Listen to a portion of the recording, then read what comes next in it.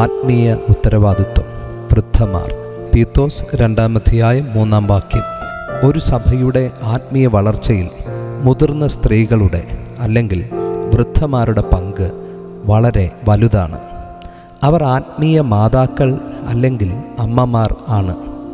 ഇവിടെയും പ്രായത്തെക്കുറിച്ച് മാത്രമല്ല, അവരുടെ പക്വതയെക്കുറിച്ചാണ് പൗലോസ് അപ്പോസ്തലൻ പറഞ്ഞിരിക്കുന്നത്. അവർ പുതുതലമുറയ്ക്ക് മാതൃകയാകണം.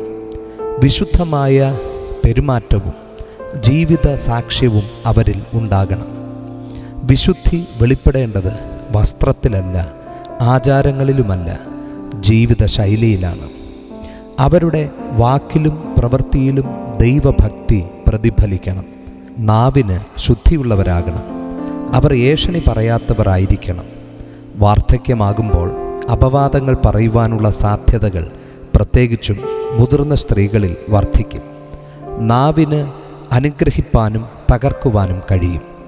അതിനാൽ ഏഷണിയല്ല, പ്രാർത്ഥന അധരങ്ങളിൽ നിറയണം.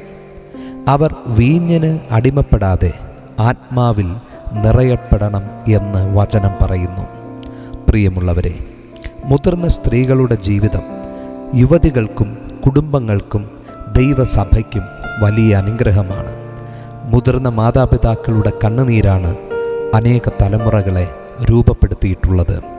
പ്രാർത്ഥനയിലും കണ്ണുനീരിലും ഒരു തലമുറയെ രൂപപ്പെടുത്തുവാൻ അവർക്ക് കഴിയും.